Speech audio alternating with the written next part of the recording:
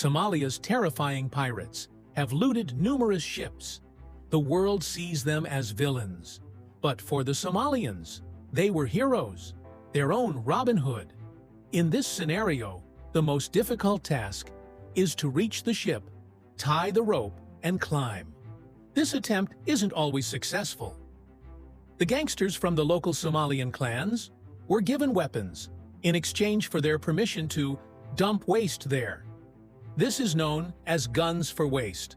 While some countries use religion and race to divide its citizens, the Somali dictators use clan identities to do this. The food and job shortage was so severe across the nation that, for these young boys, piracy became the only way to provide for their household and feed themselves. Hello, friends. 8th April 2009, a ship with the American flag was passing through the Indian Ocean. It was called the Maersk, Alabama. It was going from Oman to Kenya, carrying some humanitarian aid cargo. When it was about 440 kilometers away from Somalia's coast, suddenly, some lights popped up on the ship's radar. The ship's crew members scanned the area with their radar and saw a small boat moving towards the ship. The only thing they could think of then was, not again. Actually, over the past 24 hours, their ship was approached by similar boats twice, but they had managed to escape. But this time, as this boat came close, they got a message on the ship's radio. Normally, in this situation, in order to escape such boats, the ships increase their speed. But the problem is that this works only when the pirates are far away, because the top speed of such a huge ship cannot be more than 18 to 20 knots. And the Somali pirates on the speedboat can easily travel at a speed of more than 25 knots. Seeing the pirates' boat getting so close, the captain of this ship, Richard Phillips, set off the alarm. Everyone ran towards the ship's safe room. There weren't many options to defend themselves. There were some water hoses, which could be fired at the pirates to prevent them from climbing the ship, but that isn't very effective. But soon they heard the sound of a ladder latching onto the ship. The first Somali pirate had climbed onto the ship. He was carrying an AK-47 rifle, and while firing it, he reached Captain Phillips. 14 of the 19 crew members of the ship had reached the safe room. 2 members hid, and Captain Phillips with his 2 companions remained on the bridge. The bridge is the command center of a hip from where the ship is operated. Usually, it is the highest part and located at the front of the ship. As soon as the pirates board the ship, the helmsman at the steering wheel started rocking the ship one way and the other. This caused the pirates' boat to sink, and they couldn't escape. In total, 4 pirates successfully got on the ship. Their leader was the 18-years-old Abdiwali Abdikadir Musi. These 4 surrounded Captain Phillips and his 2 crew members and pointed their guns at them. They told Captain Phillips that they weren't going to kill them. They just wanted money, telling them to stop the ship, and Captain Phillips shut down all the engines. The pirates asked about the other crew members and asked the captain to bring them. One of the crew members, Zahid Reza, told the pirates that until the rest of the crew were convinced that everything is fine, they won't come out. But the pirates' leader, Musi, wanted to see the rest of the crew. So Reza agreed to lead him to the rest of the crew, but he will need to leave his gun. Musi agreed, and the 2 started descending. As soon as they passed by the engine room, someone suddenly came out of the room and attacked Musi. This was the ship's chief engineer, Mike Perry. He was hiding there. He stabbed Musi in the hand and locked him up in the safe room with the rest of the crew. Now, the leader of the pirates was captured by the crew members in the safe room. Seeing this, the other 3 pirates began to get desperate. They weren't sure about what they should do, but they still had Captain Phillips at gunpoint. After a lot of fighting, these pirates agreed to leave the ship on the condition that all the money carried on the ship needed to be handed over to them. And in exchange for Musi, they would take Captain Phillips with them. And only when Musi returned to the pirates would Captain Phillips be returned to the crew members. To bring this plan into action, a lifeboat was needed through which these pirates could go back, because their boat had already sunk. But to get the lifeboat down, an electric winch is needed, and to operate it, they had to restart the engine. And for that, the entire crew was needed. So the crew members left the safe room with Musi. As per the deal, Musi was supposed to be returned to the pirates, and in exchange, the pirates were supposed to release Captain Phillips. As soon as Musi was handed over to the pirates, Phillips was on the lifeboat at this point, teaching the pirates how to sail. The lifeboat. Taking advantage of this opportunity, these 4 pirates kidnapped Captain Phillips. They dropped the lifeboat on the sea and left. This story was marvelously presented in the 2013 film Captain Phillips. Such hijackings had been going on for many years, but those didn't get much coverage in the American news media. This incident changed this. For the first time, an American ship was hijacked. After that, the crew getting back the ship, but the captain being kidnapped by the pirates. This story had everything to draw people's attention. News channels all over the world were talking about this hijacking by the Somalian pirates. The biggest question here is, who were these Somali pirates? Why did so many people become pirates in Somalia? And how was this stopped eventually? If you look at the map, you will see that Somalia is the most northeastern country in Africa. With the Indian Ocean on its east and the Gulf of Eden on its north, it is separated from the Middle Eastern countries. Geopolitically, this is an important position, because the Arab countries lie right in the middle of South Asia and Africa. About 20% of the global shipping trade is carried out through this area.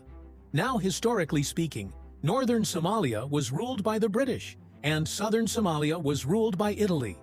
There ended in 1960 when Somalia became independent, and both parts were unified. 1st July 1960 is said to be the Independence Day of this unified nation. And 9 years later, the problems began. 15th October 1969, Somalia's President Abdirashid Ali's bodyguards shoot him dead. After this, their army chief general led a military coup and declared himself to be the new president. And so, Somalia became a dictatorship.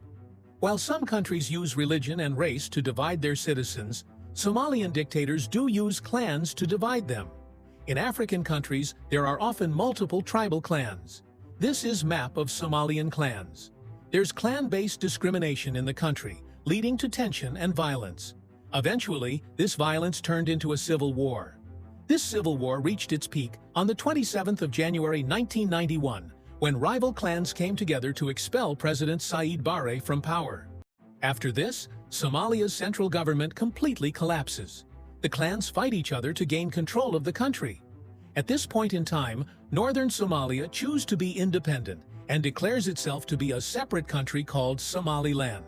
Even today, these two function as separate countries, but most of the other countries around the world don't recognize Somaliland as an independent country.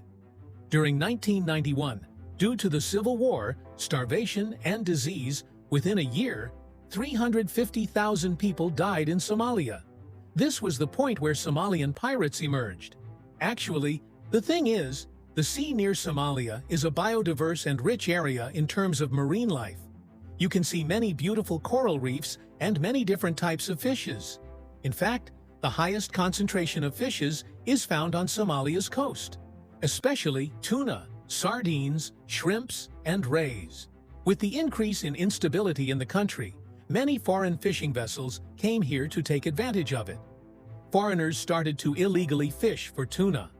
According to a report by the United Nations in 2006, after the collapse of the central government, the Coast Guard of Somalia stopped working too. The Coast Guard protects the sea near the country's coast, but without a Coast Guard, Somalia's waters became free for all. Fishing vessels from all over the world began illegally taking away Somalia's resources, and the livelihood of Somalia's local fishermen was in danger. According to this UN report, every year, seafood worth around $300 million was being stolen from the Somali coastline. To fish more, these foreign vessels used steel-made drag fishing nets. In the video, you can see how they are dragged on the seafloor. This causes coral reefs to dislodge, and along with the fishes, it endangers the future livelihoods of the people living around Somalia's coasts. The poor Somali fishermen did not have any advanced technology to compete with these foreign ships. On top of that, when they complained about these foreign ships, these foreign fishermen would shoot at them with bullets and water cannons. But this was only one part of the problem. Along with this, foreign companies began dumping toxic industrial waste on the Somali coast. Since the 1980s, European companies have been dumping toxic elements like uranium, lead, cadmium, and mercury in northern Somalia. But when the government fell in 1991, this trend increased manifold. Earlier, the toxic waste used to be dumped only on the ground. But after 1991, the toxic industrial waste was dumped into the sea. Many Swiss and Italian companies are blamed for this. Apart from this, waste from German, French, and Italian nuclear power plants and hospitals were also dumping their wastes in Somalia's sea. I would like to mention two companies here: the Swiss company, Acer and Partners, and an Italian company, Progresso Sri. Officially, they were registered as waste management companies in their countries, but in reality, they were waste trafficking. Because, the thing is, proper waste disposal in Europe was 400 times more expensive than illegally dumping it in Somalia. According to the United Nations, when a European company dumped its waste in the Somali Sea, it cost $2.5 per ton. But if the same waste was to be properly dumped in Europe, it would cost $250 per ton. It's not that all locals were unaware of this. Often these companies used to enter into contracts with local warlords. The local Somalian goons of different clans were given weapons in exchange for their permission to dump the waste there. This is called guns for waste. This was how weapons started getting into Somalia. These foreign companies received double benefits. First, they would bring their ships filled with waste, dump the toxic waste in Somalia. And then, the same ships were used to carry the illegally fished tuna. The Italian mafia was also involved in this. In 1994, Italian TV journalist Ilaria Alpi was investigating this with her cameraman, Miran Hrovatin, when they were murdered. These journalists collected evidence of the guns for waste trade, and it is believed that they were murdered because of this. Francesco Fonti of the Italian mafia told Italian investigators that he used to send toxic waste from Italy to Somalia, and everyone from major politicians and Italy's peacekeeping troops were told to turn the blind eye. Apart from them, other countries like Russia, Germany, and even the USA were involved in this.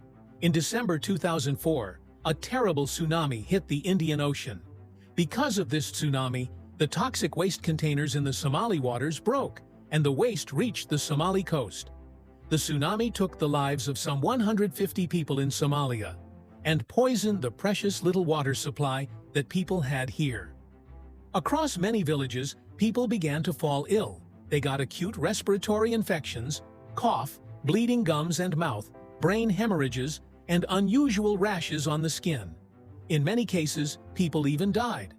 Back then, a local doctor said that throughout his entire career, he had never seen so many people with cancer as it was during this 1 year.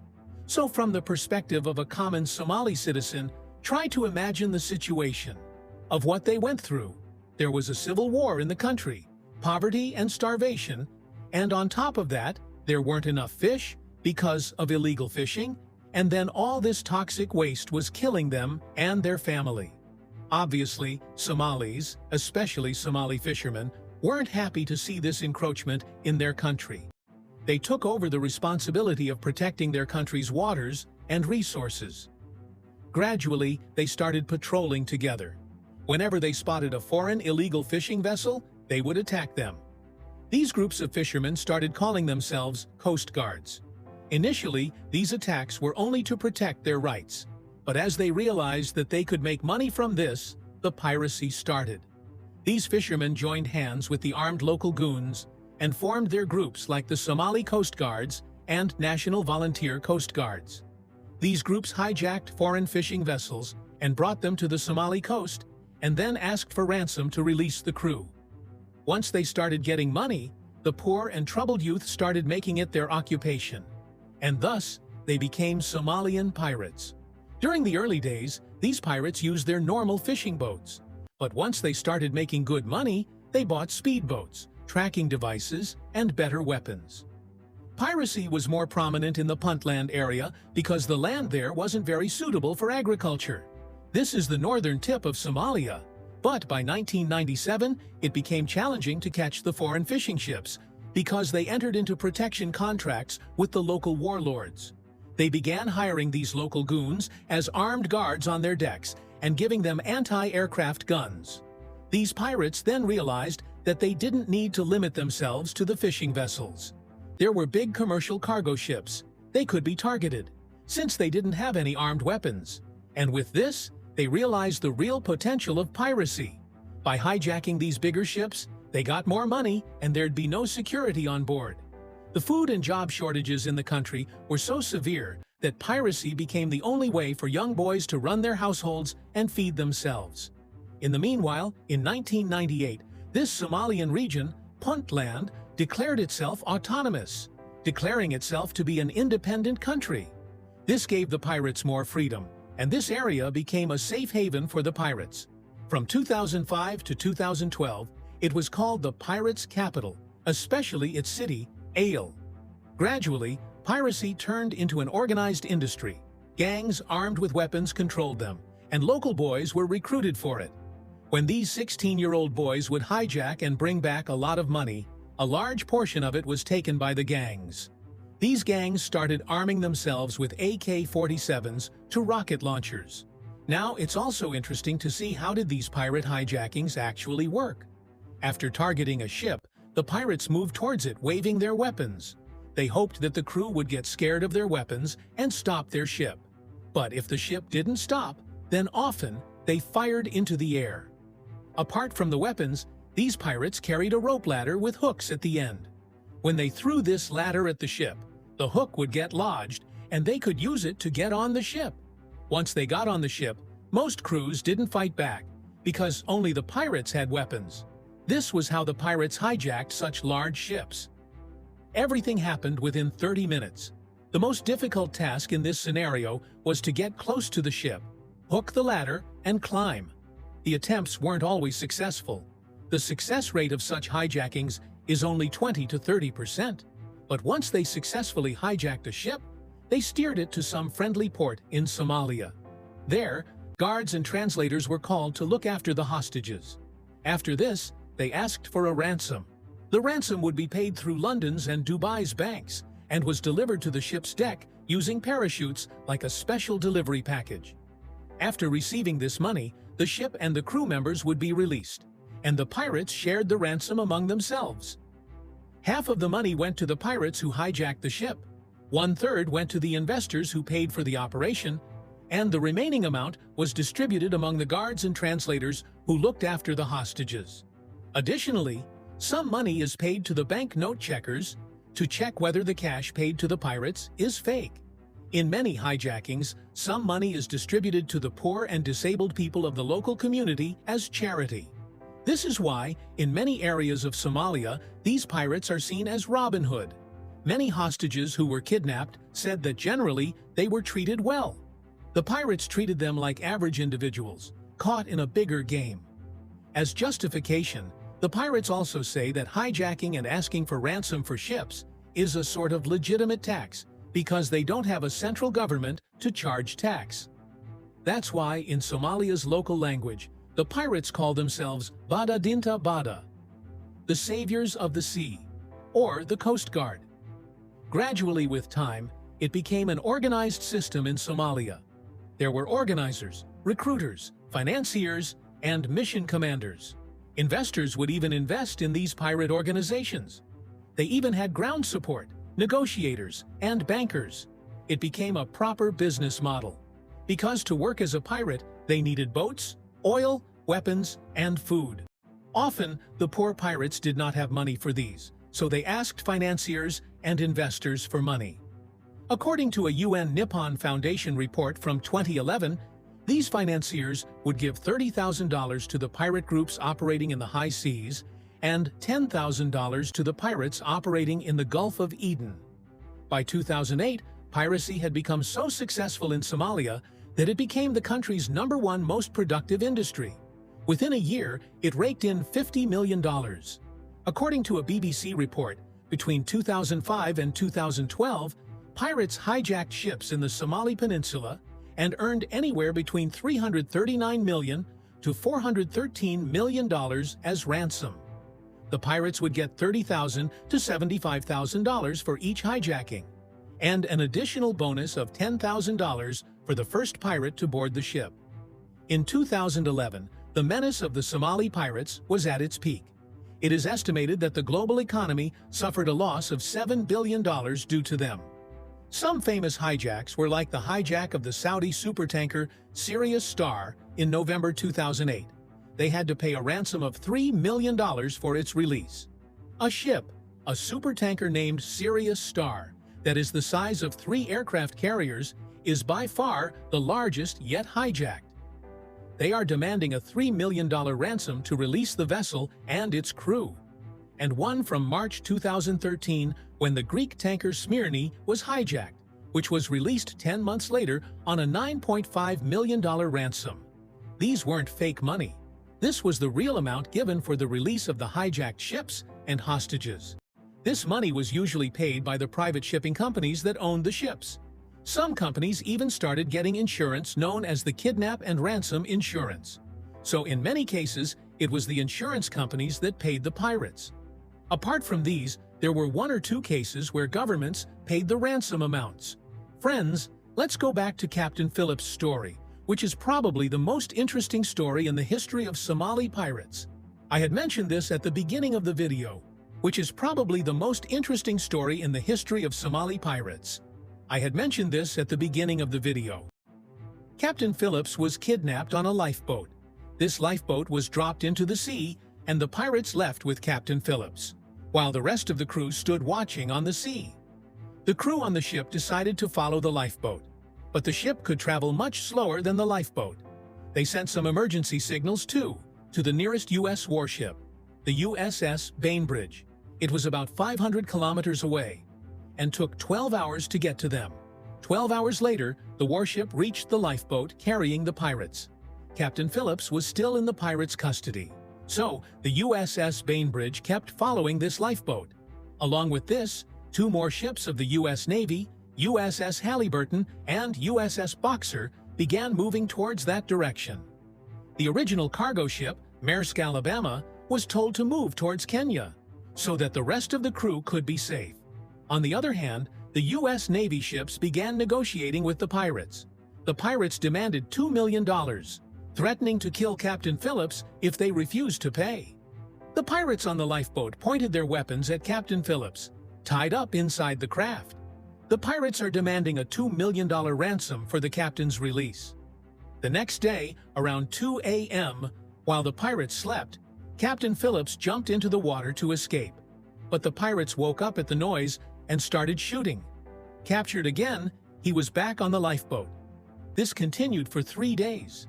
The U.S. Navy didn't pay the ransom. Instead, they tried various methods to stop them. They tried to get them to waste the fuel of the lifeboat. They even used a helicopter to block the way of pirates. The U.S. Navy snipers were at their positions. The pirates had to remain at sea for another day. Then, the leader of the pirates, Musi, suggested a deal.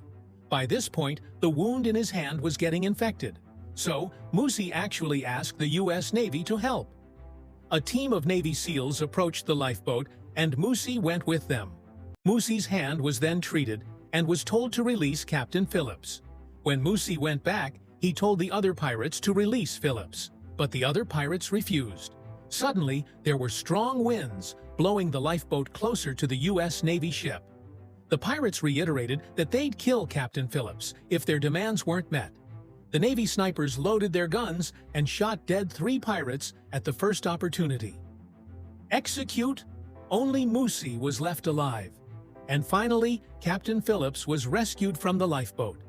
18-year-old Musi became the first man to go on trial for piracy in America since 1885.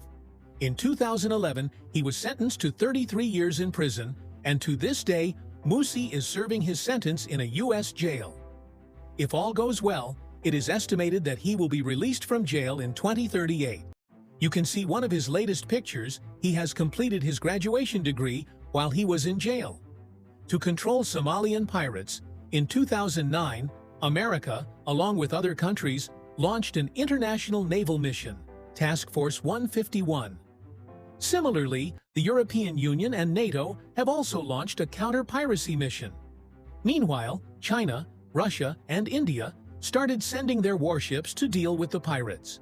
In 2011, there were 237 incidents of piracy, 75 in 2012, and only 15 in 2013. The thing that caused the most damage to the pirates was the deployment of armed security guards on commercial vessels.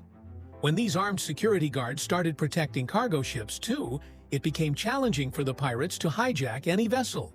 Because of the height of the ships, the security guards could easily target the engine of the pirates' speedboats. They could kill the pirates before they reached the ship. This simple tactic was so successful that no commercial vessel with armed security guards has been hijacked. Along with this, commercial ships increased their speed as technology continued to improve.